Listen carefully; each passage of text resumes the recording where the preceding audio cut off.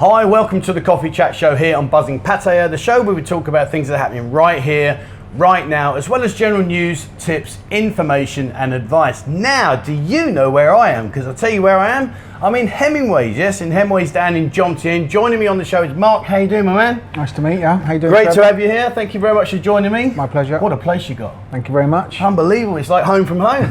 I mean, like, I walked through the door and I'm thinking, this is a London boozer. Well, I mean, mission accomplished. Yeah, it's lovely. It really, really is. You've got a fantastic one. Now, we're going to talk a lot more about that in part two. Mm-hmm.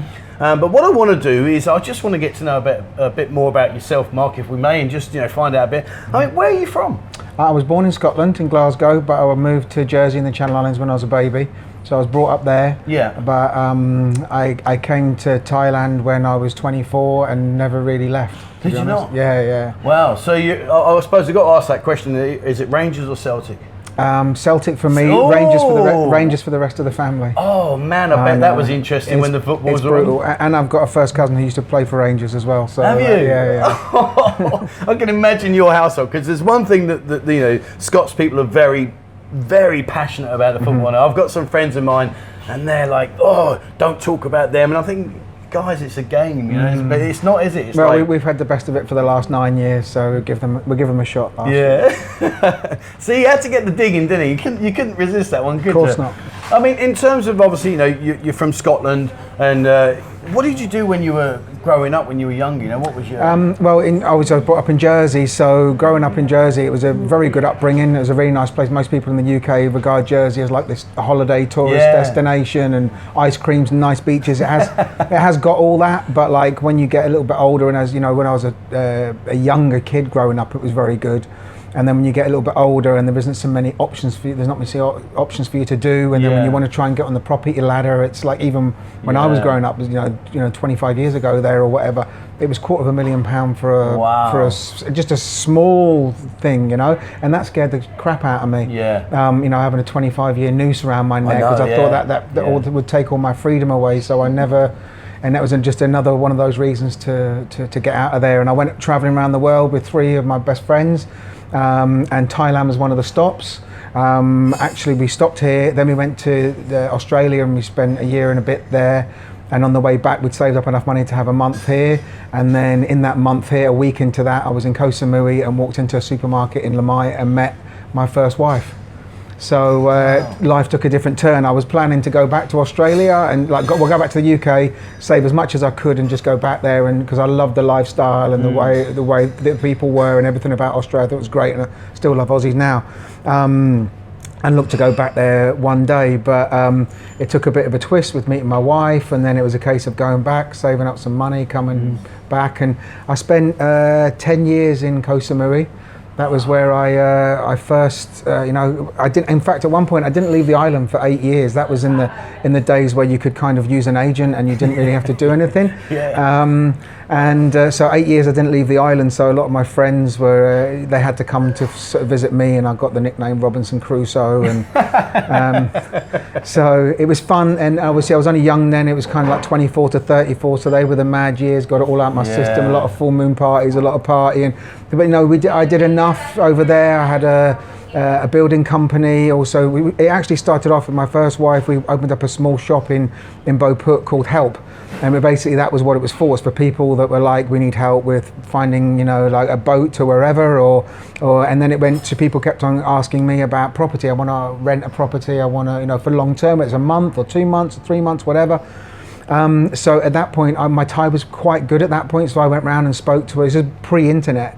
Internet was just starting. We had like a few of the places in there for £1 a minute or whatever, but it was before people were advertising and stuff like that. And I went round and spoke to a lot of the people that owned these properties. You'd have like bungalows, like a row of maybe 8 or 9 bungalows, and they wouldn't really have any way of marketing it. So I would put them in my shop, and then I'd take 10% of whatever the rent was every month. And I built up to about 100 properties, and that was good. That kept us going for a while, and the internet kind of came, and then it was that whole economic thing. And then I split up with my first wife, and then sort of did a few other things, just kind of got more into the property, selling land, selling property, but never really enjoyed it. And then went back to the UK and learned a skill which was trading on Betfair, the sports exchange.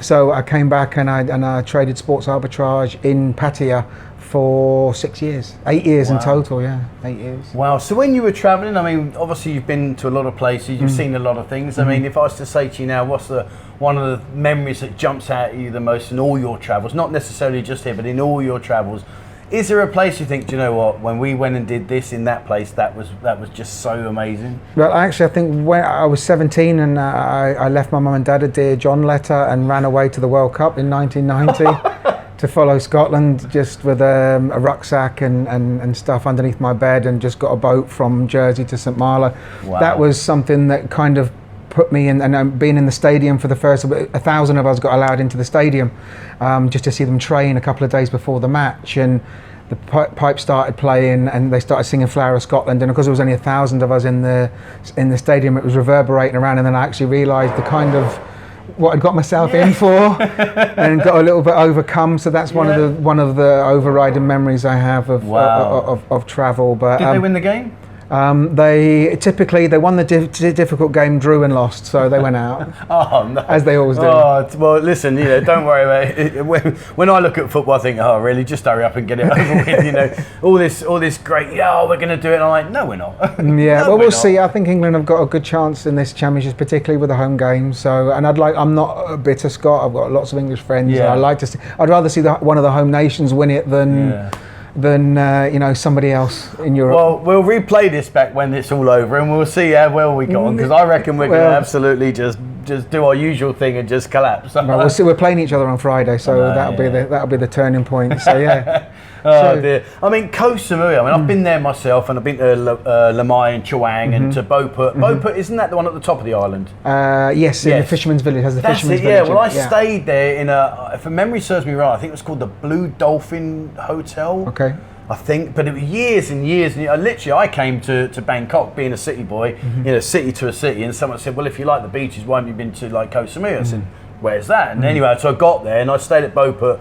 And I remember going into, what's the first one? Is the first one Chawang? Chawang, yeah. And going, is that the one with the little river and there's a little bridge and you go in, there's all the girl complexes? Yeah, that's actually that's where the reggae bar is. That's what you're talking about. That isn't Chawang, it's Chawang Noi. Yeah. Oh, okay, yeah. I remember going in there and I was just like, ding, what is this all about? Yeah. It was unbelievable. It was a good 10 years. Yeah, I can imagine. I mean, in terms of like the island, because you can drive around it, can't you, in about 25 minutes. I remember something like that. I used to get a little Jeep, and I told this story on one of my lives where I got mugged off at the airport. You know, the little airport there. And, Fantasy Island Airport. Oh yeah, isn't it? It's amazing, isn't it? Like all the reed huts and all exactly. that. But I had a Jeep, and anyway, I put the Jeep to one side in this little car park, and the guy was blowing me when he went that way, and I'm like, well, all the cars are over there, and he put me in this place over on the left as you approach the airport.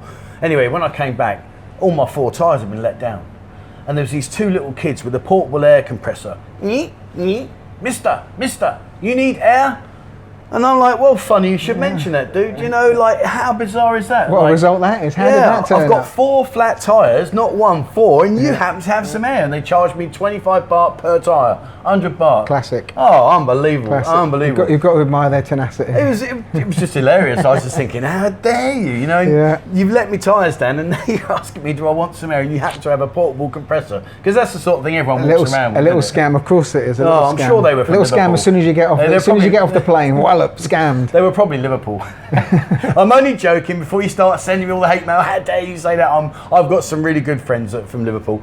So, Koh Samui, you went back to England? No, Koh Samui, and then basically moved from. I went back to England, to learn that kind of skill for about 6 months, and then came back here and actually came back to Koh Samui. Didn't really want to go back to Koh Samui. I tried a few other little places, went to Wahin, whatever, just wasn't lively enough. And then all of my kind of friends and that were down there. My friend had bungalows down there, that he had one available next to my best friend, and it just kind of made sense. So I thought at least I'll go down there, set up all the trading stuff and make sure that it all works, and then I can make a decision from there. And then couple of kind of like 2 months into being back there, I met, as she is now my second wife, and a month into meeting her, she fell pregnant. So that kind of changed stuff. So we ended up staying there a year, and a week after my daughter was born, we decided to get out of Koh Samui and move to Pattaya. Her cousin had just moved, and her husband and their children, and I knew her husband very well, so at least we had somebody up here that we kind of knew. really keen on golf, so particularly at that time, so I was like, it's good for me. Obviously, when Ellie grows up, a lot more options for schools, a lot more options for shopping. Like in those days down in Samui, they didn't even have hadn't have a central anywhere to shop or nothing. To go shopping, you had to go to Bangkok. You had to take a flight to Bangkok to go and a few nights out and do some shopping. But I really enjoyed the days and the experience in Samui. And then when we moved here, it was a little bit more. It's actually it's not everything is fantasy island in Thailand. You can actually do some business and you can actually so that was very good. And obviously it's only my wife's from Korat. Is she? Yeah. No. My wife's from Korat. That's where I live. Oh, cool. Oh, I live in Dan Quyen. Well, she's from Conbury. Oh, okay. Well, where if you go through Chok Chai, then you've got Dan Quyen, and then you've got Korat.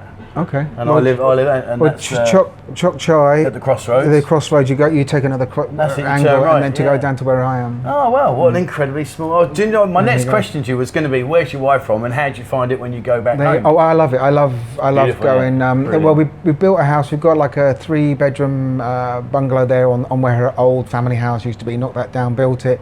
And we've put a wall around it now and a gate, so it's really good. And I'm looking forward to spending some time out there when I'm a little bit more, chilled, because I do enjoy it. I like it's definitely a certain time, like if I can't really do more than I've done 8-month stints and stuff like that, but I can imagine now where I am in my state of life, kind of maybe 2 or 3 months at a time is enough. And then maybe ideally it would be nice to do 2 or 3 months there and then come down here for 2 or 3 months, or maybe the busy time down here and the quiet time up there, if everything works out when we go back to normal. Oh God, please, I'm begging that day to happen. I really am. Fingers crossed. It's not going to be too. It's not as far away as what it was when we first started. Let's look at it that way. Well, that's true. And there are these rumours. I mean, obviously we've got the Phuket Sandbox, which is currently going to be like the testing zone and see how that works. And obviously. The rumours on the street are October the 1st, that's when they think maybe no quarantine if you've got all your jabs and stuff. But I mean, listen. What do you think? Oh, see, you put me on here, haven't you? Because I was just about to say, but we both know sitting here that these things just change and change and change. I mean, like we all hope that they can pull through and do it. But everything that they said, even the vaccination scenario, it went well for the first 2 or 3 days, and then after that it just tailed off. Everyone's blaming everyone else now. And when you're talking about something like that, and then you get the Prime Minister come out the next day saying in 120 days, so that was 4 months, right? Well, anyway, let's see. But remember, let's not go a bit too political now. No, remember there is a general election. They're talking about an early general election getting called. Really? So if he was to do that, then obviously he's saying that everything's going to be back in 4 months. He's going to get me shot. Is a good idea. They're going to pull this one down. I mean, in terms of like Koh Samui and Korat and obviously Pattaya, you're here. I mean, where would be like your go-to place if you could just pick one? Well, they have different I know, things. that's what I'm asking. It's very difficult. I think if I had to have one, it would be Pattaya, because you do have the beaches and you can have peace and quiet, and you can find all of that in Pattaya, plus all of the Western stuff, and you can do business and stuff. But like for beaches and chill out, obviously anywhere kind of down south. I like Koh Chang a lot as well. Now I've come to really like that. That's like Koh Chang is like how Samui was when I first got there 20 odd years ago.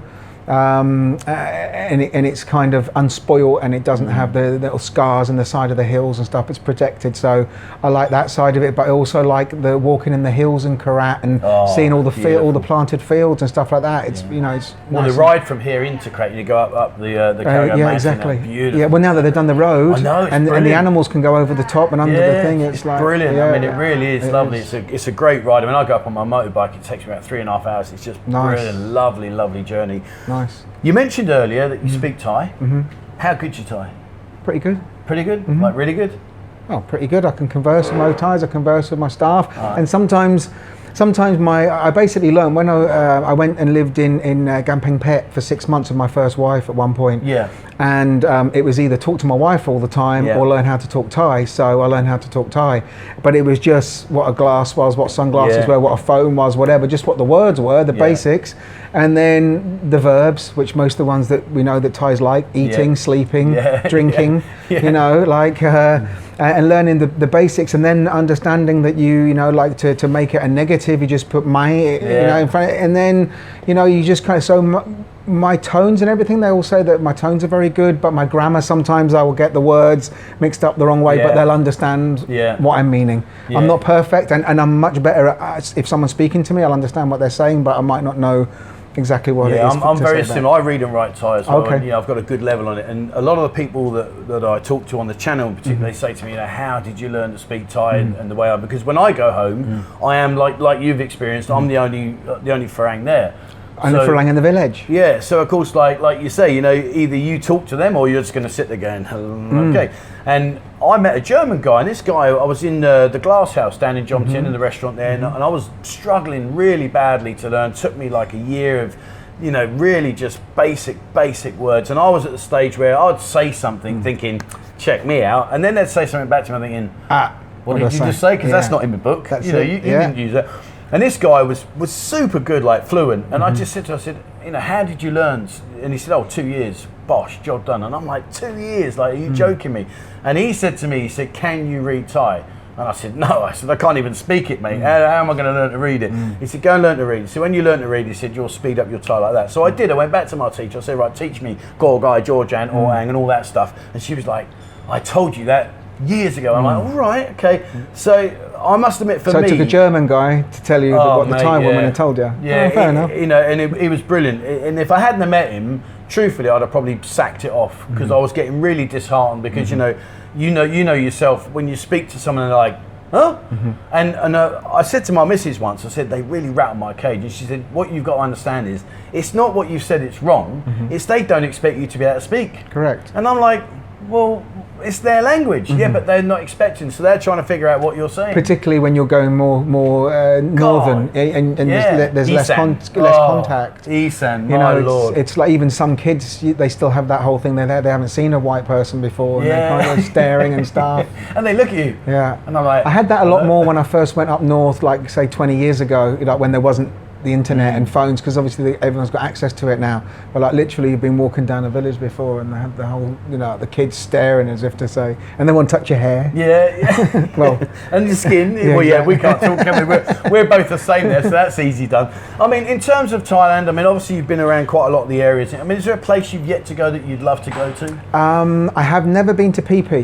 Have you not? And I want to go to Phi Phi, particularly after the tsunami, because the tsunami actually happened in the time when I've gone back to learn how to do the trading, and like I was so gutted because obviously it was so near to Koh Samui, and with me being able to speak a bit of Thai, I was watching it on the news, and like you were seeing all these foreigners kind of like, and like I could understand what was getting said and they can't understand, and I was just like, I just felt very helpless that I couldn't go and do something there. So I kind of said to myself, if that ever happens again, like in Thailand or whatever, when I'm here, I'm going to make sure that I'm there. And then obviously, unfortunately, we had the whole Corona thing.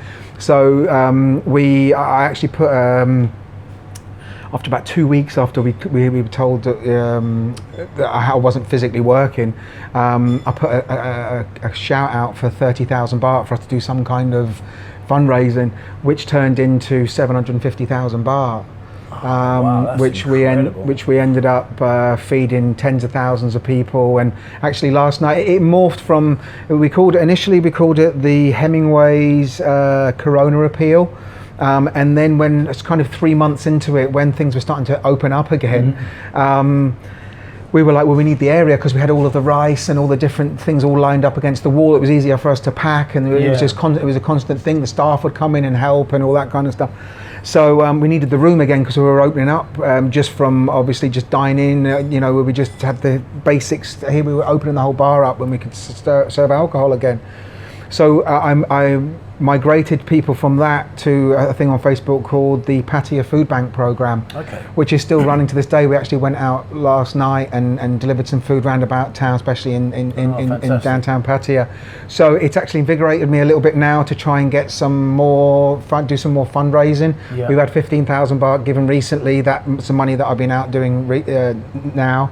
But if anybody's out there and wants to donate, then it's the Pattaya Food Bank Program on Facebook, and please check it out and see see all the work that we've done over the last year and a half. It's been an amazing journey. Yeah, I mean, I can only reiterate that. And, you know, you guys have supported me tremendously with the children, the orphanage that I'm supporting. But, you know, guys, I will put the link in the description below if you would like to support Mark and what they're doing. It really is a fantastic cause, so I will put the link in below. And please, you know, get in touch and make a donation. It really does make a huge difference. It really does. Now, we're nearly coming to the end of part one. And I guess I've got to ask you this question, because obviously you've been here a long time, you've been along a lot of places, you've experienced many things here in Thailand. I want you to imagine now, there's a guy sat there watching us and he's about to come out, and we're going to fast forward a little bit now. So let's just imagine that everything's back to open and the new normal, etc. So let's just imagine he's sat there and he's watching us two having a chinwag, and he's thinking, I'm coming out to Pattaya for the very first time, and remember how it felt. I know it's changed a lot, but remember. What would be your nugget of advice to that person, and say, now listen, son, sit yourself down, I need to tell you this? What would you tell him?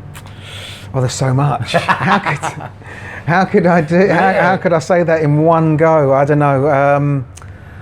First thing is, don't fall in love on your first trip. Yeah. Hang about. Oh, hold on. But that was my second trip. That was my second trip. Okay. No, don't fall in love on your first trip. Yeah, you know, try a few different options out, you know, enjoy yourself, and think through here, not 4 foot south that hangs between your legs. Oh yeah, that's a great piece of advice. All right. Yeah, I think that kind of sums it up. I think the amount of people I see thinking through that rather than that, it's like they get off the plane and you just wouldn't. Well, here's the nugget. Go on. Don't make any decisions here that you wouldn't make at home. Oh, do you know what? I like that. No one's ever said that before. Don't make decisions here that you wouldn't make back home. So that brings all sorts of things into yeah, it. Ladyboys, transvestites. For some reason, people think that's all. You know, that's their thing when they come over here. But, you know, honestly, we've got a forum on Discord where we've got loads of chat rooms, etc. And we've got a ladyboy chat room, and it's hilarious. You know, I post pictures of ladyboys, and people are like, that's a girl. I'm like, nope, no, it's not. And they're like, it is. I'm like, seriously, it's not. And by the way, I don't have anything. There's no. It's just it wouldn't be my thing. But you know, like you know, I've known in the past experience of guys that have got involved and realised that they hadn't. They know, yeah, they know. Don't worry, I've told them everything. They know. But they hadn't, and it's kind of a little bit of a scar. So. It's definitely a challenging moment in your life. That, what I will say is, like, I mean, I've shared my stories with them. You know, two in Walking Street when I was mullered. That really didn't go down very well, and the one in Bangkok, absolutely hands down, just done me proper. Like, no idea whatsoever until it was that final moment, and we'd already done the separate showers, etc. Got into bed, the light was off. I'm like, I know I'm not the best looking guy in the world. There's no need to take the mickey out of me. But anyway, I got there and I was like, you've got to be joking me. And honestly, I would have put, you say about your trading. A handful of meat and 2 veg. Oh, mate, honestly, you're saying about your trading, I would have put all my life savings on anything you'd have said there. That was definitely a straight one, and it was just, and I was like, oh, my Lord. But anyway, that's been fantastic. Thanks so much, Mark. Now, guys, part 2, okay, Mark here is the manager at Hemmingways. There is a link in the description below. This place is fantastic. It's really like what I would class as a home from home kind of boozer. It really is lovely. You'll see the video in part 2 when I'll go around and show you what it all looks like. And then we're going to tap into Mark and ask him what's it been like, without stating the obvious, about the last 18 months here, and you know, the future when things change, and just generally what it's like running what is a very, very large bar. It's probably, you've got to be probably one of the largest bars here, haven't you? One of them, 180 seater. 180 seats, there you go. So if you want a party, you know where to come. Been a pleasure, my friend. Nice one. Thank you so much indeed. Guys, that's it from us here today. As always, please remember, hit the subscribe button and also the bell icon if you'd like to be notified when we bring out a new video. Check out our Discord chat group. There's forum after forum after forum on it, and it's live, okay? You're not going to write a message and sit there waiting for someone to reply. It's ding, whoever's on there will see it. They all reply. It's a brilliant chat group. Have a look and join our members area. There's more and more members joining, our YouTube members, each and every week. And basically what I'll be doing is going to speak to local businesses and saying, if someone comes in here with a members card, is there a special you can offer them? Maybe it's a buy 5 get 1 free or whatever. So I'll have a word with him in a minute. Don't worry. Didn't know that was coming, did you? We'll work something out. Yeah, there you go. All right, guys. So that's it from us today. Thank you very much for watching, and please, as always, stay safe.